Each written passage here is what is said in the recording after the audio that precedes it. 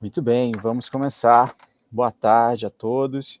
Eu sou o Marcelo e nesse momento a gente vai iniciar a primeira rodada das sessões temáticas do 16º Think Post. A gente vai ter 14 no total, que vão ser divididas em 7 sessões e em todas elas teremos 2 apresentações ao mesmo tempo. A gente lembra que durante a apresentação nós vamos enviar um link do Google Forms para que todos aqueles participantes que estejam aqui presentes preencham a frequência, porque no final da sessão a gente vai sortear um livro, que é o livro Introdução à Álgebra Linear da SBM.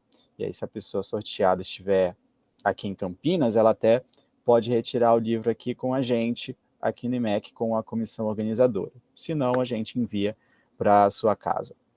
Bom, com relação à apresentação dessa sessão temática, ela vai ser feita pelo Tiago Miguel Pires de Abreu, aluno do Departamento de Matemática daqui da Universidade Estadual de Campinas, e o título da apresentação, como vocês podem ver, é On the Number of Limit Cycles in Generalized Linear, I think, Non-Smooth Differential Equations. Tudo certo, Thiago? Certo. Boa Certinho? tarde, gente. Então, vamos lá. Só antes do Thiago começar, só preciso dizer que o Thiago tem 20 minutos para a apresentação e, posteriormente, teremos um tempinho para possíveis perguntas ou questionamentos. Thiago, boa apresentação. Agora sim vai com você. Certo. Obrigado, Marcelo. Bom, boa tarde, pessoal.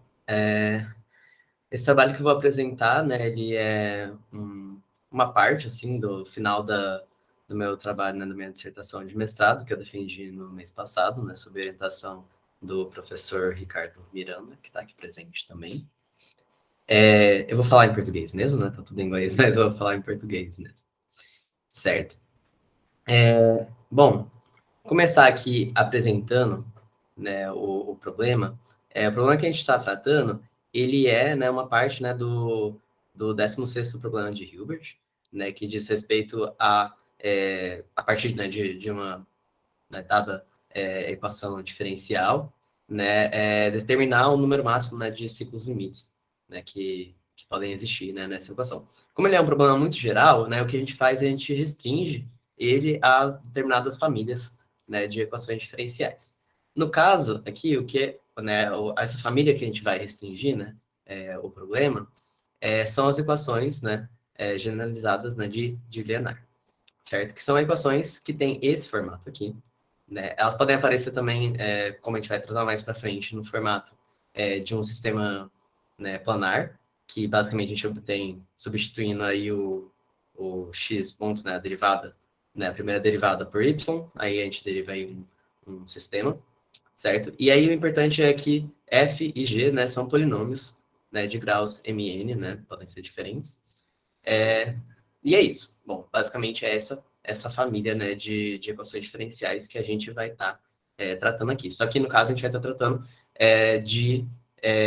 dessa família, só que com uma certa descontinuidade, né? Então, a gente, né, como o título mesmo diz, né, a gente não vai estar tratando de sistemas suaves, né, mas sim suaves por partes. E vai ser isso que eu vou apresentar aqui primeiro, para contextualizar um pouco, né? Vamos falar um pouquinho sobre, né, sistemas descontínuos aí, né, suaves por partes, certo? Então, bom, a gente começa, né, pegando assim, né, um aberto, né, e a gente vai definir, né, aqui eu coloquei hipersuperfície, mas basicamente a gente vai tratar como uma curva, porque a gente vai estar tratando de sistemas planares, né, então, né, sendo um R2 aí vai ser uma curva, mas poderia ser qualquer hipersuperfície, né, quando, né, tratando de Rn, certo? E a gente pode escrever, né, essa hipersuperfície como sendo aí a pré-imagem de um valor regular, né, no caso zero, né, interseccionar com o nosso aberto, né, que a gente está pegando, certo? E aí essa vai ser, né, a nossa curva, onde vão acontecer as nossas descontinuidades. Então, a gente vai chamar ela de sigma, né? E essa curva ela vai dividir, né, nosso espaço em duas partes, né? O sigma mais vai ser basicamente os pontos onde essa função, né, que é uma função, né, CR, né? ela vai ser com R, né, maior do que 1. No sigma mais, essa função vai ser positiva. No sigma menos, ela vai ser negativa. Né? E aí, em cima do sigma, ela é igual a zero. Certo. E a gente vai definir, né, um sistema, um campo aí vetorial, Z, né, a partir de duas partes aí, que vão ser partes suaves, né? Então, a gente vai pegar um campo X e um campo Y, e a gente vai definir esse Z como sendo, né, X, se o nosso ponto estiver no sigma mais, ou Y, né, ficado aí em XY, se o nosso ponto estiver no sigma menos, certo? Então, vão ter essas duas partes suaves, e nosso sigma vai ser a nossa, né, descontinuidade. Certo.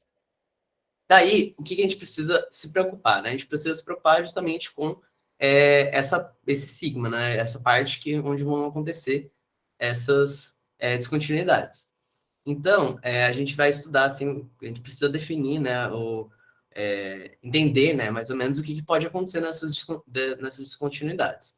A gente vai usar, então, denotar por xf aqui de P, a derivada de Lie, né, de F com respeito ao campo X no ponto P, né, que basicamente vai ser aí o produto interno, né, do campo aplicado no P, né, com o gradiente, né, dessa função F aplicado no P, certo? E aí a gente vai definir três regiões, né, na nossa região aí de descontinuidade, né, nosso curva aí de descontinuidade. A primeira região, né, vai ser quando você fizer, né, essas duas derivadas de Lie, né, com respeito aos campos diferentes, né, no P, e essa multiplicação, né, esse produto for positivo. O que acontece, né? Pode ser as duas positivas ou as duas negativas, certo? Mas se o produto for positivo, a gente chama, né, esse ponto, né, a gente fala que ele está nesse sigma C, né, que eu vou mostrar depois direitinho o que isso significa, né, geometricamente. Agora, se um deles for positivo e outro for negativo, né, aí a gente define duas regiões aí diferentes. Né, o sigma S, né, que vai ser com o caso em que o do x vai dar negativo e do y vai dar positivo, e o sigma E aí que vai ser o contrário, né, quando no x é positivo e no y é negativo. Mas o que significam essas coisas, né? Bom, o primeiro caso, aqui que a gente chamou de sigma C, é o que a gente chama de região de costura, né? O que vai acontecer? Né? Nos pontos, o P, né, o nosso ponto P vai estar nessa linhazinha vermelha, certo? Então, o que vai estar acontecendo com os vetores que estão chegando, né, e saindo aí do nosso ponto, né? Vai acontecer que de um lado, né, que no sigma mais, né, no sigma menos, aí vai estar chegando e do outro vai estar saindo. Então dá para você meio que conectar essas duas coisas. Não tem muito mistério assim do que pode, como que a gente define, né, o campo nesses pontos. Porque basicamente, tipo, se você estiver vindo de um lado assim do campo Y, né, ele vai estar tipo fazendo, por exemplo, essa trajetória aqui. Quando chega, né, no P, ele vai você pode só emendar essas duas trajetórias e continuar aqui, certo? Então não tem, assim, muito mistério, né? E a gente pode definir aí essa região de costura, né? As trajetórias, né? Por esses pontos, simplesmente conectando essas duas trajetórias. O problema é quando a gente tem algum desses outros casos aqui, essas duas regiões. Né? A primeira aqui que a gente chama de região de deslize, que é quando dos dois lados os campos, né, estão chegando, né, as trajetórias estão chegando nesses pontos, né, no sigma. E o segundo caso é quando os dois campos estão saindo dele. Então, nesses dois casos aqui, a gente não tem como definir assim de forma imediata, né? A gente vai ter que usar uma convenção para definir o que a gente chama de campo deslizante.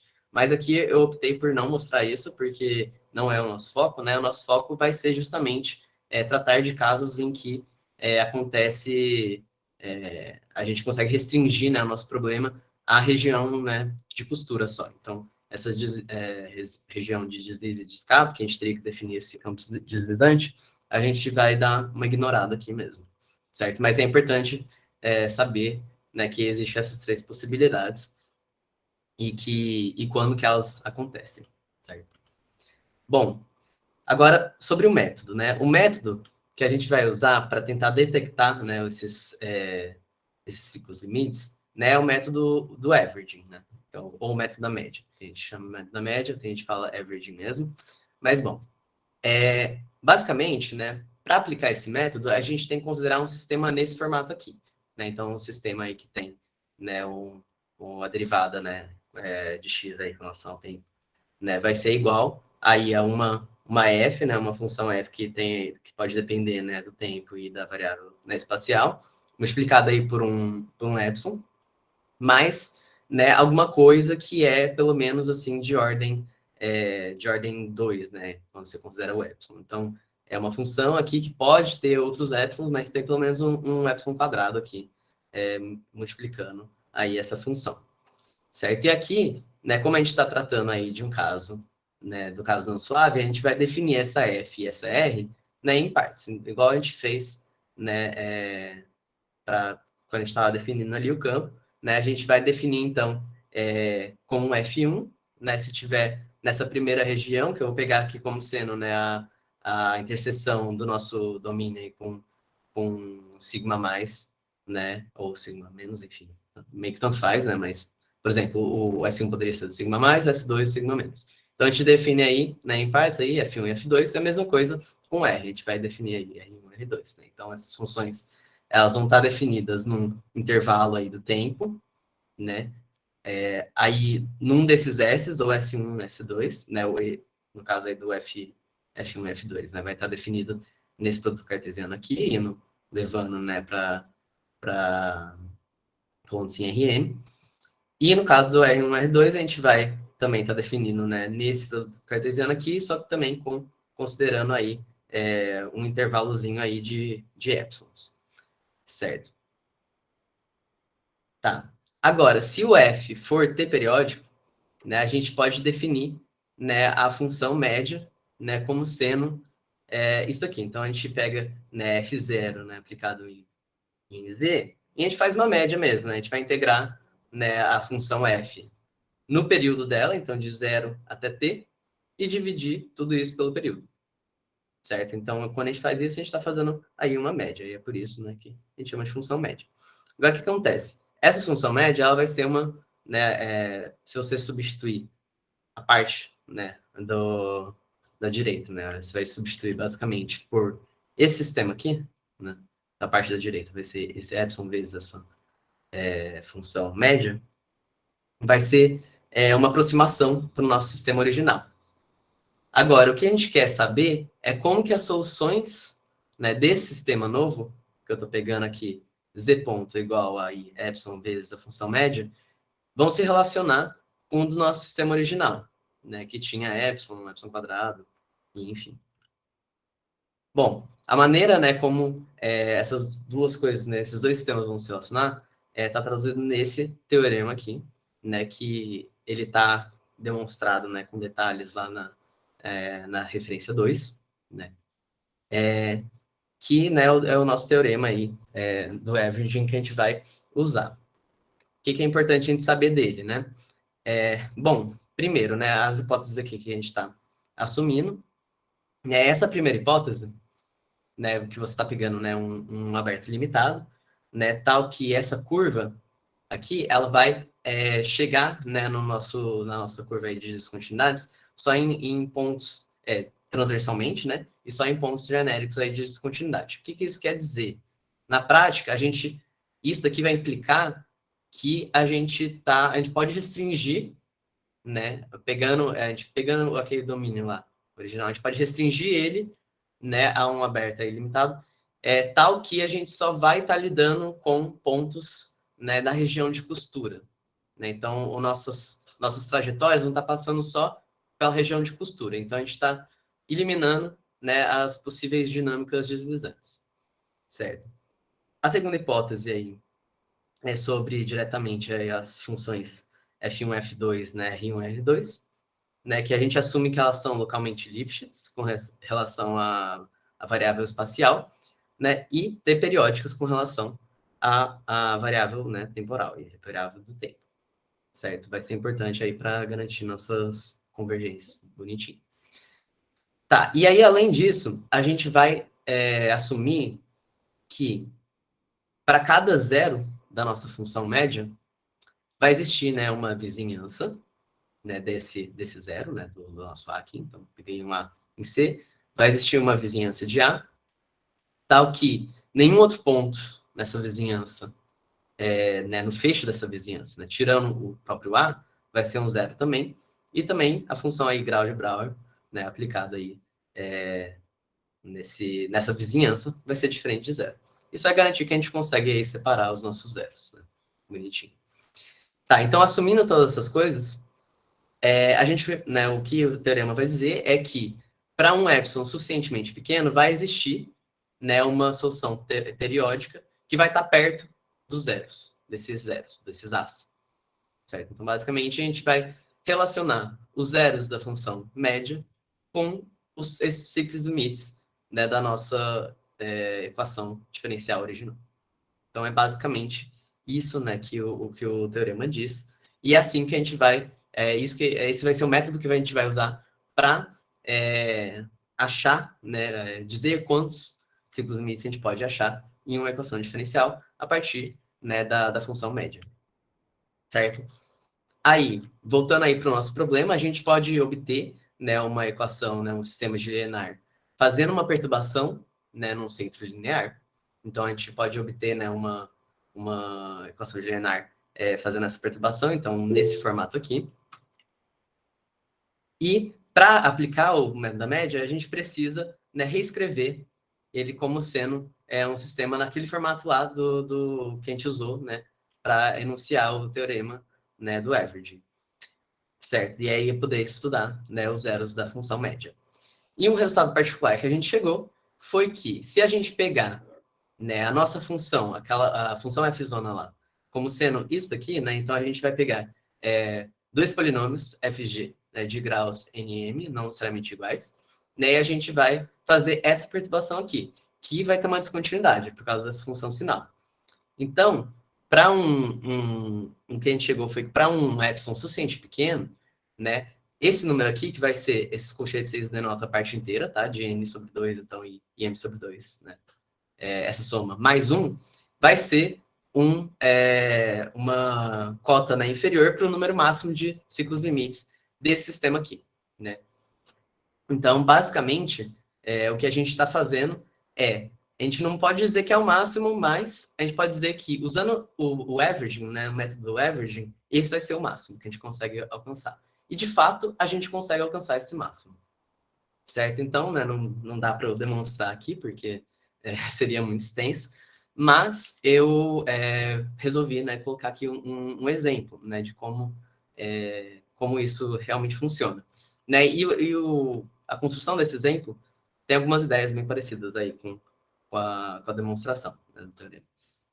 Então, nosso exemplo, né, vai ser o seguinte: a gente quer achar, né, um sistema igual a esse daqui, né, esse sistema 5 aqui, tal que, né, a gente tem aí n, né, com n, né, igual a 4 e m igual a 2, então, com polinômios, né, de grau 4 e 2, tal que o máximo, né, de números tal que o número máximo, né, de ciclos limites que a gente consegue prever com esse teorema seja de fato, né, alcançado. Bom, de acordo, né, aí com o nosso teorema, o número máximo nesse caso seria 4. Então, o que a gente faz? Né? A gente considera, então, esse sistema, né, escrevendo aí o f de x aí como um polinômio genérico aí de grau 4, e o g de x como sendo aí um polinômio também genérico aí de grau 2. Tá, e aí o que a gente faz? Primeiro, a gente precisa reescrever, né, o sistema original em coordenadas polares, né? Porque daí a gente vai conseguir fazer, né, a função, ter uma função lá que vai ser t periódica e tal, né? E aí, a partir disso, a gente vai pegar, né, primeiro pegar o nosso ângulo, né, como sendo a nova variável independente, né? Basicamente, a gente vai dividir as duas equações, né, e fazer uma expansão de Taylor, né, até grau 2, certo? E aí, fazendo todas essas contas, também são, né, um pouquinho extensas, a gente chega nessa equação aqui. Então, essa vai ser a nossa nova equação, que vai estar no formato, né, se vocês separarem aqui, vai estar no formato da equação que a gente usa no teorema do averaging, né? Isso aqui seria a nossa primeira parte, o epsilon vezes o f, e essa aqui é a nossa segunda parte, que é epsilon quadrado vezes uns negócios lá que a gente não se interessa muito, porque a gente vai tirar tudo isso, né, do nosso... quando a gente for fazer, né, a função média, da aproximação. Bom, calculando, né, a nossa função média vai dar isso daqui, né, esse polinômio aqui em R. E o que a gente vai fazer é a gente vai forçar que apareçam 4 raízes, né, positivas, né, que era o que a gente queria, né? A gente quer 4 ciclos limites, então a gente precisa de 4 raízes distintas. Então a gente força, né, colocando R igual a 1, aí iguala aquela expressão lá, essa expressão aqui igual a 0, né, com R igual a 1, depois com 2, depois com 3 e com 4. E a gente vai ter esse sistema aqui, certo? E aí, resolvendo esse sistema, né, aqui a gente consegue achar o A0, o A2, o A4 e o B0, né, tudo aí em função do B2. Enfim, eu escolhi ser em função do B2, mas poderia ser de qualquer outro aqui, certo? Achando essas relações, eu posso colocar o B2 sendo igual a 1, e tudo que não aparece, que estava no F, né, e no G, no sistema original, e não aparece na função média, eu escolhi colocar igual a 0, para simplificar as coisas. Eles não interferem em nada mesmo nas raízes, certo? Fazendo essa substituição, a gente chega nesse sistema aqui, certo? E esse sistema, né, aplicando o método da média nele, né, aplicando o teorema lá do average, fazendo os cálculos inversos, né, do que a gente fez aqui, a gente pode verificar que, de fato, esse sistema precisa ter 4 ciclos limites, certo? E aí, usando, né, a matemática, a gente consegue detectar esses ciclos limites, colocando o epsilon igual a 1 sobre 100. Né? Em outros exemplos, a gente consegue com um epsilon um pouco maior, mas nesse exemplo, né, particularmente, a gente conseguiu só com um epsilon bem pequeno mesmo. Né? E aí, a gente consegue estudar também como que estão as trajetórias, né, nas vizinhanças, né, observando mesmo, né, no programa, como estão as trajetórias perto, né, dos nossos zeros. Então, entre o 0 e o 1, né, entre esses dois pontos, a gente percebe que as soluções elas estão indo para a origem. Depois, entre 1 e 2, a gente percebe que elas estão sendo, né, estão se afastando da origem. Aí isso vai se inverter ainda algumas vezes, entre 2 e 3, né, vai ser de novo para a origem, depois no 3 e 4, né, sendo para fora da origem. E depois do ponto, né, 4, 0, as soluções estão todas sendo atraídas para a origem. E assim a gente consegue também concluir sobre a estabilidade dos nossos ciclos limites. Né? Então a gente conclui que, né, no ponto 1, 0 e no 3, 0, né, próximo, no caso, a esses pontos, a gente vai ter ciclos limites instáveis, e próximo dos pontos 2, 0 e 4, 0, a gente vai ter ciclos limites estáveis. Certo? Então, nesse caso específico do exemplo, vai ser esse o nosso retrato de fase global. E, por fim, né, a gente consegue aí colocar, né, desenhar aí nossos ciclos limites, e vai ficar algo desse tipo aqui, né? Eu coloquei aqui o vermelho como sendo estável e o verde como sendo estável, né? E vai ter essa cara aqui, os nossos ciclos limites, né, no nosso retrato de fase. Certo? É isso, gente. Aí as referências, né? Com relação aí a parte, né, de sistemas descontínuos, né? Essa primeira referência do Guardia, né? Nessa referência 2, a gente tem todas as demonstrações direitinho de, né, como o método funciona e porque ele, enfim, o erro que ele gera, enfim, todas as coisas estão bem controladas. Daí a terceira referência aqui é de onde meio que surgiu o problema, né? Que foi um problema que a gente analisou, né? Desse artigo aqui, né? No nosso resultado particular. E é isso. Muito obrigado a todos.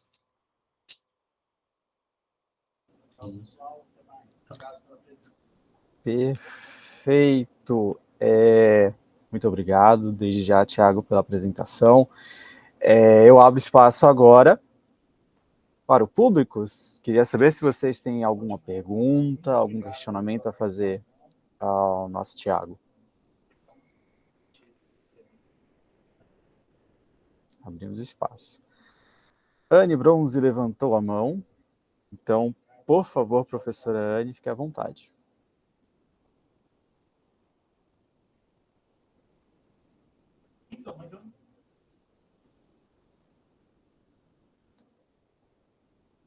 Rani?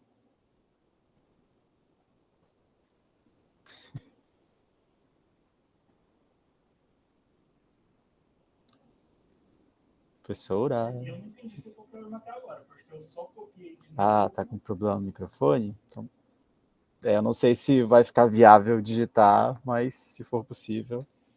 Se É que a tentar gente... sair e entrar de novo, acho que talvez volte a funcionar.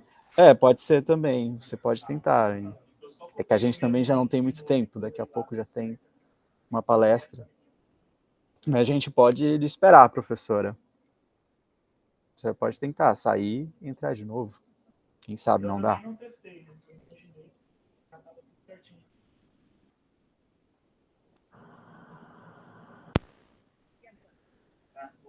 Foi o que eu vi, na hora que eles falaram que deram zebra. Lá longe deu para ver alguma coisa. No primeiro não logaram muito forte. Eu colei o mesmo link e colei lá no logar outro perfil, aí já não deu. Não deu mais.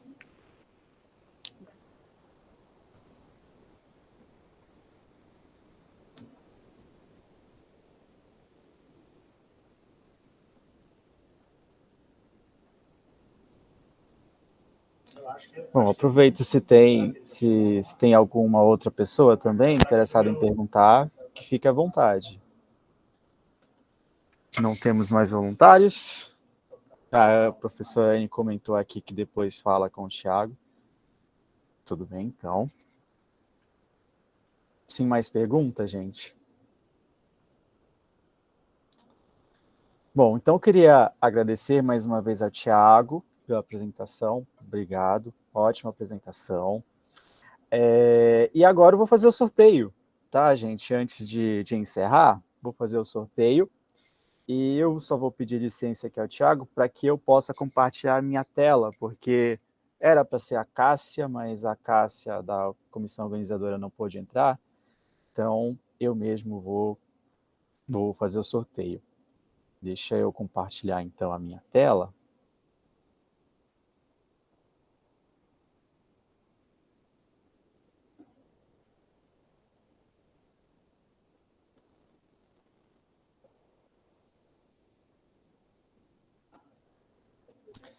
Todos estão me vendo agora, né? Eu vou olhar aqui a lista de presença. Olha só, temos 8 nomes. Eu vou selecionar aqui os códigos e vou colocar aqui no sorteador. Vou sortear 3 nomes. A dinâmica do sorteio a gente já falou antes.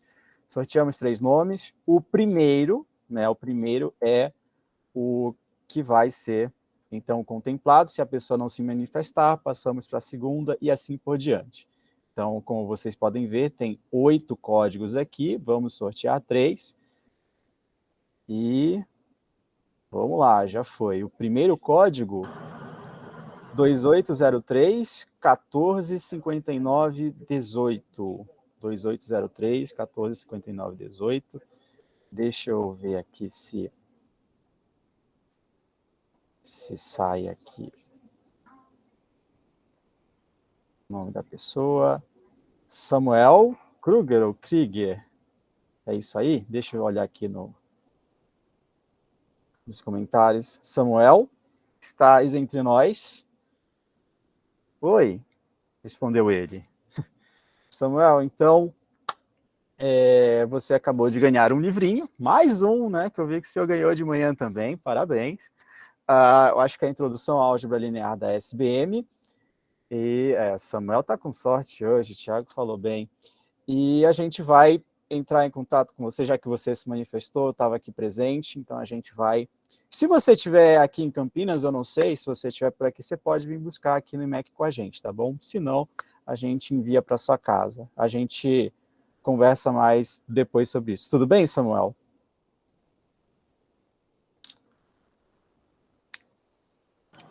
Vocês me ouvem agora? Agora sim, professora. Tá bom. Mas agora vai começar outra palestra aqui? Pois é, professora, são 2h30. Tá bom, Perdão. Tá bom, é que realmente a gente tem um cronograma a seguir. Sim, eu entendo. Tudo bem, professora? Muito obrigado. É que agora realmente vai começar outra palestra. Pode, não, pode seguir. Tá bom? Tá, é que na verdade agora eu vou encerrar a apresentação, né? Então, gente, vou só encerrar aqui a gravação. Pronto.